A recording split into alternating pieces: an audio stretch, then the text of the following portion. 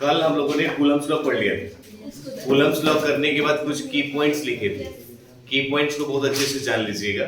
की पॉइंट्स को जानने के बाद आज हम कुछ क्वेश्चंस करेंगे। इसमें सबसे इंपॉर्टेंट टर्म हम आपको क्लियर कट बता दें। ये जैसे मान लीजिए कि एफ का जो रिजल्ट है,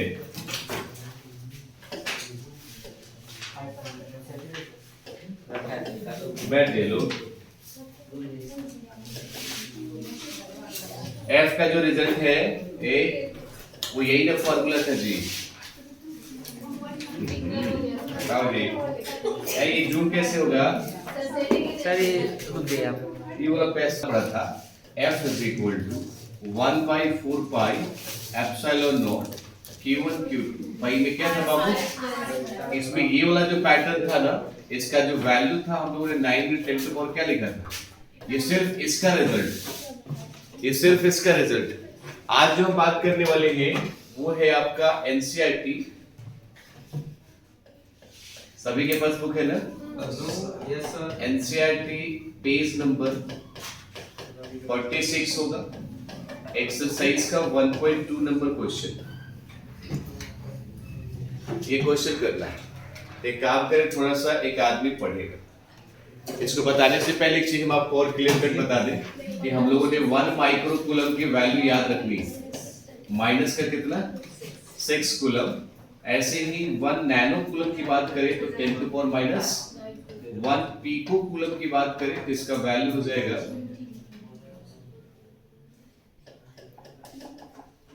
पीको कूलम। ध्यान दीजिएगा, 1 पीको कूलम की वैल्यू -12 कूलम।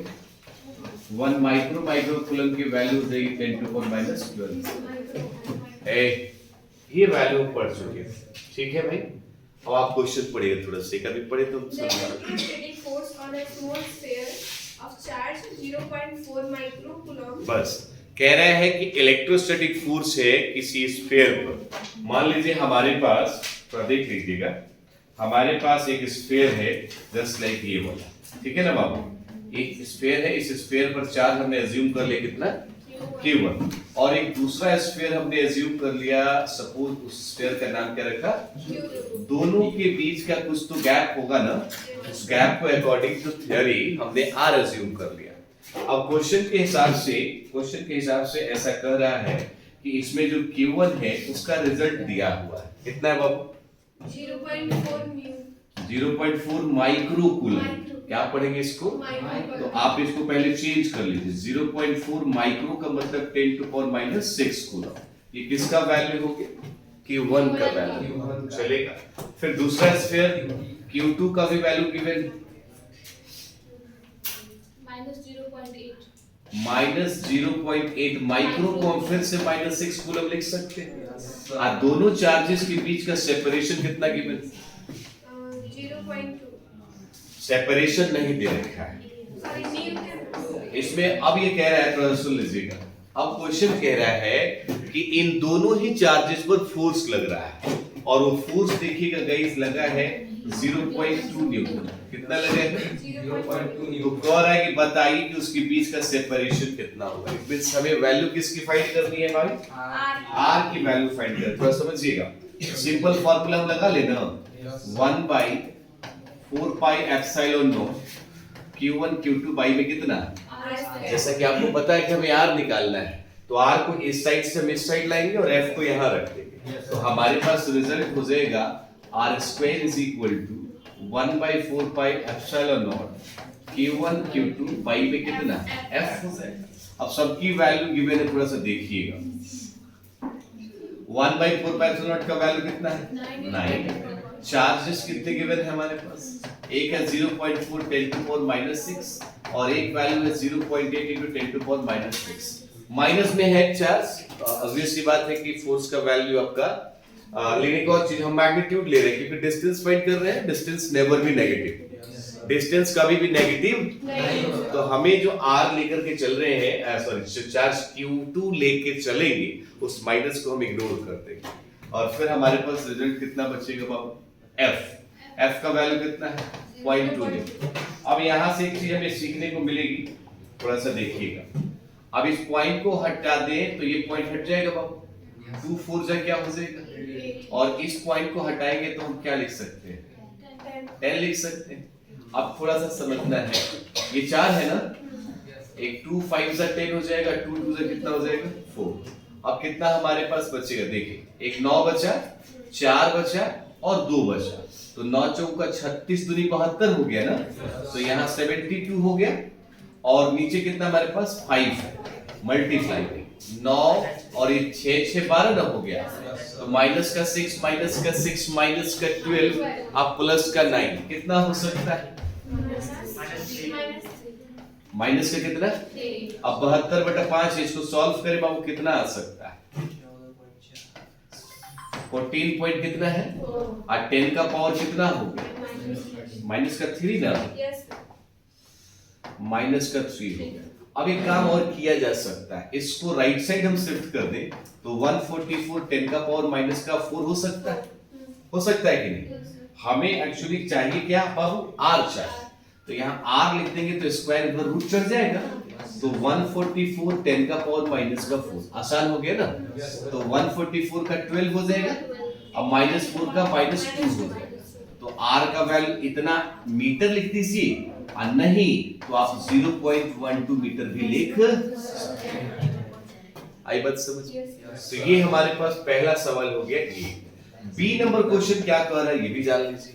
कह रहा है कि यदि एक चार्ज की वजह से दूसरे चार्ज पर फोर्स 0.2 न्यूटन है, ध्यान दीजिएगा, मान लीजिए ये चार्ज बॉडी है, ये चार्ज बॉडी है, इस बॉडी पर को नाम ए, इसका नाम क्या रखा? इसकी वजह से इसके ऊपर जो फोर्स लग रहा है वो है 0.2 न्यूटन।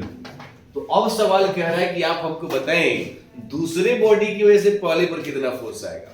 तो भाई जो पहले बॉडी की वजह से दूसरे पर है वही फोर्स दूसरे की वजह से आएगा, तो हम क्या कहेंगे? Force remains same. फोर्स क्या हो जाएगा? Remains same. ध्यान रखिएगा, रिमेन्स क्या हो जाएगा बाबू? सेम हो जाएगा, that is F is equal to 0.2 Newton.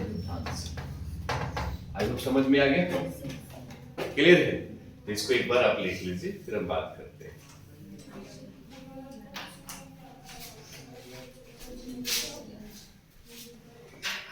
Question कह रहा है, अब टर्न हम लोग का है एनसीईआरटी,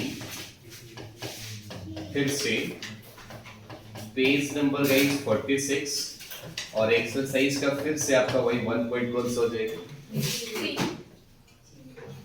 क्या क्वेश्चन कर रहा है थोड़ा सा समझ लीजिए।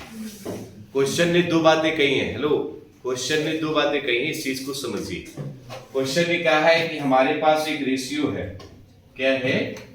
जैसे उसने कहा कि ke² बाई में GME और MP, ये एक रेशियो है। चेक करके बताएं कि यह रेशियो डायमेंशन लेस है या नहीं, पहला सवाल। दूसरा सवाल ये कि आप टेबल का यूज करके इस रेशियो का वैल्यू फाइंड आउट करें। तो डायमेंशन लेस है नहीं, इस बात को जानने के लिए प्रत्येक टर्म का डायमेंशन हमको पता होना चाहिए। E का वैल्यू पता होना चाहिए, ME MP का वैल्यू पता होना चाहिए। तो आपको बता दें कि K का नाम है कूलम कांस्टेंट, जो हम कूलम कोर्स में पढ़ चुके हैं।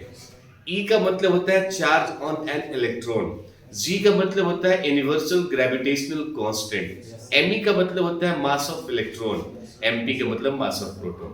ये सारी बातें हम थ्योरी में कर चुके हैं। तो अब थोड़ा सा कंसेप्ट को समझिएगा। जैसे देखिएगा बाबू, K का वैल्यू यदि हम देखें, देखिए यहां देख लेंगे तभी क्लियर हो पाएगा। K का जो वैल्यू हम लोग जानते हैं वह 1/4 पाई एप्सिलॉन नॉट ही होता है, और इसका रिजल्ट हम एयर में वैल्यू कितना जानते हैं? 9 × 10⁹ न्यूटन मीटर स्क्वायर पर कितना? Coulomb square. हम इसमें एप्सिलॉन नॉट के लिए क्या करते हैं? डायमेंशन निकालने की कोशिश करते हैं। Epsilon naught is equal to, क्या हम लिख सकते हैं बाबू? Q1 Q2 बाई में 4 पाई डॉट में F डॉट में R स्क्वायर। अभी पढ़ा है हम लोगों ने कूलम के अकॉर्डिंग। तो पहला चीज ये काम करते हैं, इसका डायमेंशन लिखते हैं। तो एक चार्ज का AP और इस चार्ज का भी क्या लिख सकते हैं? और डिवाइड बाई हमारे पास 4 से, 4 pi is a constant value, तो इसका कोई डायमेंशन नहीं होगा। तो 4 से कितना हो सकता है हमारे पास? ml t - 2, डिस्टेंस L है तो क्या हो जाएगा? ऊपर लेकर के चले तो हमारे पास रिजल्ट बनकर के तैयार हो जाएगा, m का पावर ऊपर जाएगा तो क्या हो जाएगा, L2 है, L है 3 हो जाएगा, जब ये ऊपर जाएगा तो क्या हो जाएगा, माइनस कर 3। ये t का पावर t है तो t का पावर 2 और माइनस वाला ऊपर जाएगा तो फिर 2, तो t कितना हो जाएगा भाई 4, और a का पावर भी कितना हो जाएगा हमारे पास। तो ये हम डायमेंशनल फार्मूला किसका पढ़ लिए, एप्सिलॉन नॉट का। लेकिन हमें तो एक्चुअली k का वैल्यू चाहिए, तो k के लिए डायमेंशन हमारे पास क्या, जैसा कि आप देख पा रहे हैं 1/4 पाई एप्सिलॉन नॉट। यहाँ एप्सिलॉन नॉट का जो डायमेंशन है नीचे रहेगा, और जब नीचे से ऊपर की तरफ हम लेकर के जाएं तो जितना भी डायमेंशन का पावर का साइन होगा वो सब क्या हो जाएगा, चेंज हो जाएगा। तो रिजल्ट हमारे पास कितना मिलेगा, थोड़ा सा ये भी बता दीजिए। यहाँ हो जाएगा m1 नहीं, 1 है तो 1 लिखने की जरूरत, L का पावर प्लस का 3, T का पावर माइनस 4, A का पावर माइनस 4। आई होप समझ में आ रहा है। तो K का काम खत्म हो गया। फिर हम बात करेंगे E। E का मतलब होता है charge on an electron which is nothing but 1.6 10 to power minus 19 coulomb. चूंकि चार्ज है तो इसका डायमेंशनल फार्मूला हम कितना लेके चलेंगे, 80। फिर हम आ गए G पर। G का नाम है यूनिवर्सल ग्रेविटेशनल कांस्टेंट। इसका फार्मूला हम याद रखेंगे, F इंटू में R स्क्वायर बाई में m1 और साथ में कौन सा, F की यदि हम बात करें बाबू तो F का डायमेंशन होता है mLT-2। और डिस्टेंस L है तो स्क्वायर लगा देंगे, और यहाँ हो जाएगा मास और मास, m से m क्या हो गया। जब ये ऊपर जाएगा बाबू तो हमारे पास थोड़ा सा देखिएगा, हमारे पास m से m कट गया ना, हमारे पास रिजल्ट आ जाएगा। ये जब बना रहे तो टेंशन नहीं दे रहा है ना। अब हमारे पास m का पावर -1 हो जाएगा, और L का पावर प्लस का 3, और T का पावर क्या हो जाएगा, T का पावर -2 नहीं, हाँ ये माइनस का 2 होता है। किसका वैल्यू मिल गया हमको, और G का वैसे वैल्यू देखा जाए ना बाबू, याद कर लीजिएगा बच्चा, G का वैल्यू यदि याद करते हैं तो 6.67 10 to power -11 newton metre square per coulomb square, sorry newton metre square per kg square, newton metre square पर कितना हो जाएगा, केजी स्क्वायर। इस बात को ध्यान में रखिएगा। अब ऊपर यदि हम आते हैं किसके पास, m के पास, तो m का मतलब मास ऑफ इलेक्ट्रॉन हो गया ना, m का मतलब इसका वैल्यू हो जाता है 9.1 10 टू पावर -31 केजी, और जिसका डायमेंशनल फार्मूला खाली कितना हो जाएगा भाई, मास का डायमेंशन तो मास ही ना m ही ना होगा। और वही बात यदि हम मास ऑफ प्रोटॉन की करें तो 1.67 10 टू पावर माइनस पे कितना हो जाएगा 27, जिसका डायमेंशनल फार्मूला कितना हो जाएगा। अब हमारे पास सभी चीजों की वैल्यू डायमेंशनल फार्मूला आ गया है। आइए हम चेक करके देख लें कि क्या वाकई ये डायमेंशनलेस है, यदि है तो किस तरीके से, ठीक है। तो देखिए सबसे पहले बात हम करने वाले हैं k की। तो k का डायमेंशन यहां से सेलेक्ट कर लेते हैं, कितना है देखो, हमारे पास रिजल्ट है m, l का पावर 3, t का पावर -4, a का पावर -2। चार्ज का कितना होता है आपके 80। अब इसने स्क्वायर लगाया तो हमने भी क्या लगा दिया, a का पावर 2 और t का पावर भी क्या हो जाएगा, डिवाइडेड बाय। अब देखो g का कितना है देखो तो भाई, ये वाला m का पावर -1, l का पावर 3, t का पावर -2।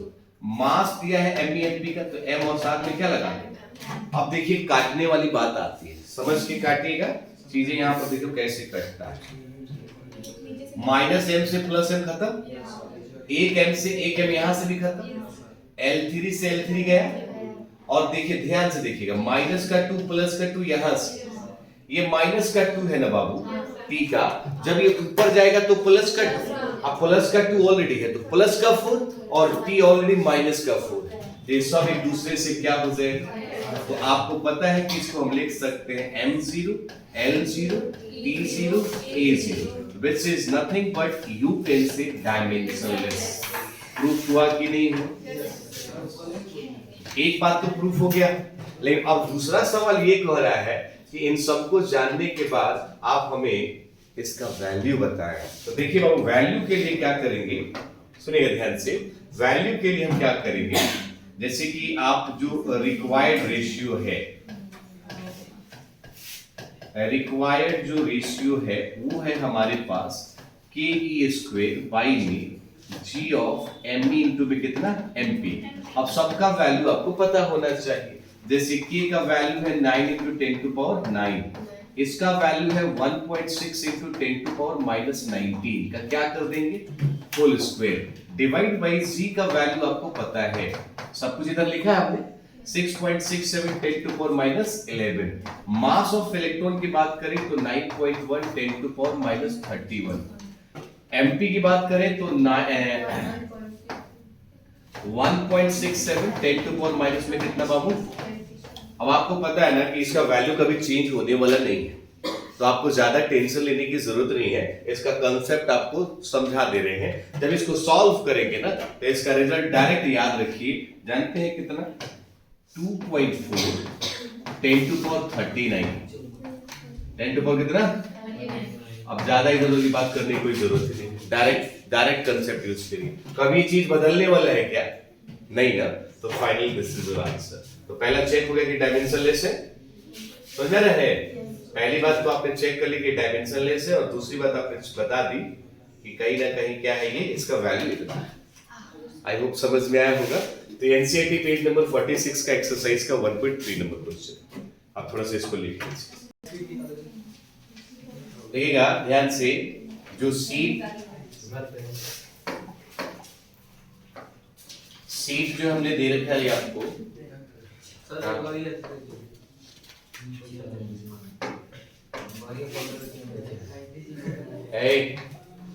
सीट के जो क्वेश्चंस हैं, सीट का क्वेश्चन नंबर 30 हम देखेंगे आज। जो हम लोग का न्यूमेरिकल प्रॉब्लम का सीट है, उस सीट में सीट का 30 नंबर क्वेश्चन देखेंगे, ठीक है। थोड़ा सा ध्यान दें।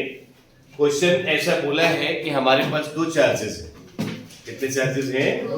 दो चार्जेस हैं। दोनों को हमने एयर में रखा हुआ है और दोनों के बीच का डिस्टेंस r है, तो उस पर लगने वाला फोर्स F है। ऐसा क्वेश्चन बोल रहा है। Yes sir.